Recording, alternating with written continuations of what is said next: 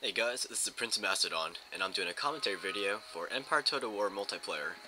This is a Sweden versus Britain battle. I'm in command of the Swedish army, and my opponent is Geoghegenator, with the GWC prefix in his name, and he's in command of the British army. Let's look at my army first before the battle starts. I've got 4 units of light dragoons, 2 on each side of my army. Then I have 5 units of light infantry, and I have 1 elite light infantry unit known as a guard. Here they are. Very elite. Just in front of my light infantry, I have 6 units of heavily upgraded riflemen. And these are my skirmisher units. Seems like they're very crucial to your army whenever you fight online, so you gotta bring them. And you can see from those chevrons up there on the flag how heavily upgraded they are. Alright, the battle has started. Let's go look at the British army of Geoghegenator. On the extreme right, he has a lifeguard unit. Then he has some hidden light infantry in this forest here. I forgot how many. And here's 1 visible line infantry. And the rest of his infantry consists of, it looks like 4 units of the elite Black Watch. These are Scottish troops from the Highlands.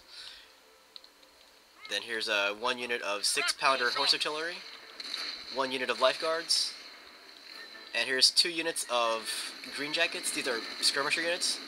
These are the units that were seen in Sharp's War, or Sharp's Rifle, that show starring Sean Bean. Very excellent troops. Most people use Ferguson riflemen for their skirmisher zone. Anyways, on this little plateau, he has 3 units of 24-pounder horse artillery. Alright, so I charged my dragoons right up this hill, and he tried to counter by sending in his lifeguards, and the counter did work. I left one of my dragoons to hold his lifeguards in place, while the rest of my dragoons charged into his green jackets. I wanted to charge him before they fortified this position here. So here's a little epic battle on this plateau. Now when I did that, that caused my opponent's static army to break apart. Now he's going to reinforce his threatened left flank here. He's rushing in his Black Watch here into the fight, and these guys are very excellent in melee range. Here they come. Very awesome. Now, my light dragoons are basically just mounted riflemen, but you can use them to charge if the situation warrants it. And right now, they're stuck in a fight where the situation doesn't warrant a melee fight. But I'm going to leave them here anyways because they're brave. And I've got the rest of my army coming up just behind them. So here's the fight against his green jackets right now.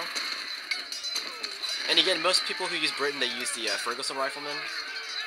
But this guy chose to use the green jackets, who are also pretty good.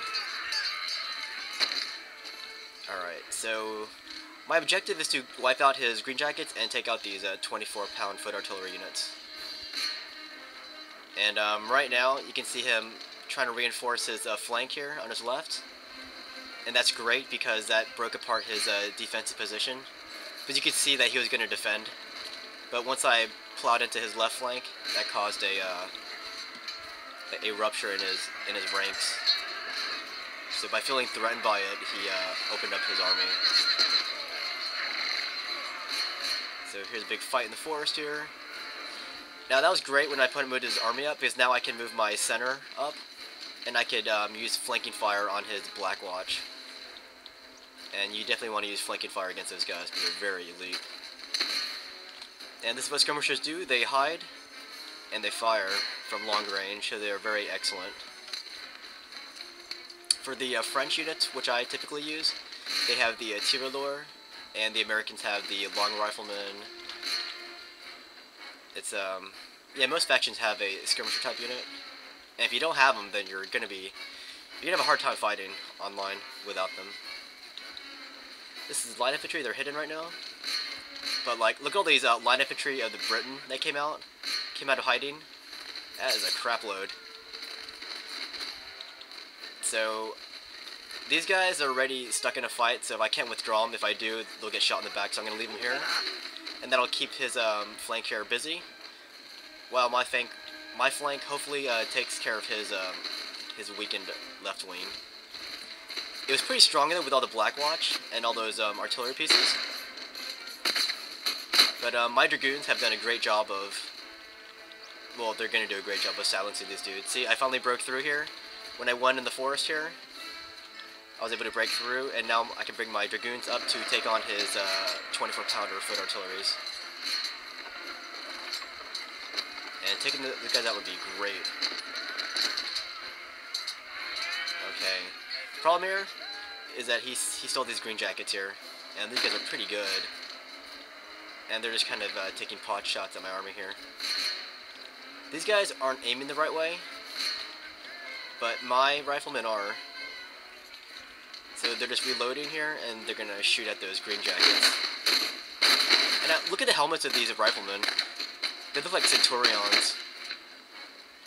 It's pretty sweet. Anyways, my opponent, he got sick of all the gun battle, so he launched a melee charge with his Blackwatch into my line infantry, which was a pretty good idea because Blackwatch are pretty elite, as I've been saying. So they could have taken my line infantry out, but they took so many bullets from my dudes that they're not going to last too long in this melee fight. They only have 26 in this unit, and my guys in this particular unit they have 74 men. Alright, here is the fight on my left, and this is my weaker wing.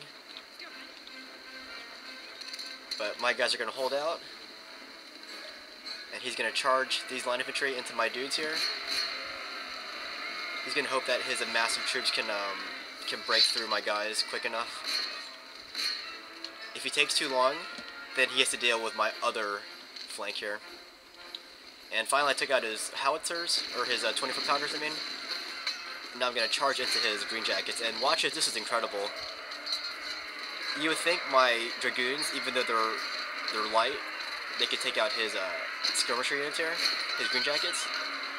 But his green jackets are actually going to withstand both of my squadrons of Dragoons here. It's pretty crazy.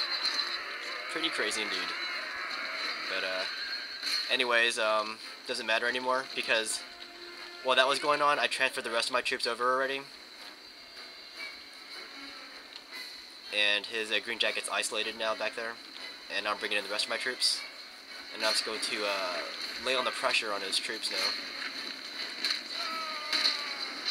Now we're going to watch this big melee fight over here. He's going to do a hammer and anvil strike with his lifeguards. And my riflemen, you can see them with their swords. They're pretty tough, even though they're just skirmishers.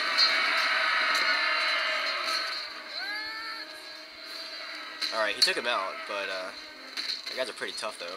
Here's some more riflemen. I guess being Centurions or looking like them, they would be great at sword fights. Ew, look at that dude. Alright.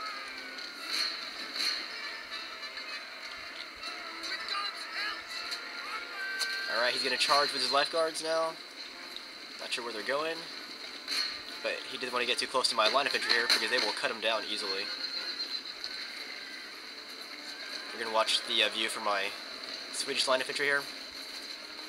Just going to give him the business here.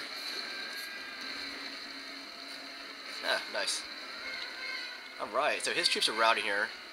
So he now has that one unit of green jackets over here. There they are. They're the Sharps boys. And I'm bringing up my line infantry and my riflemen.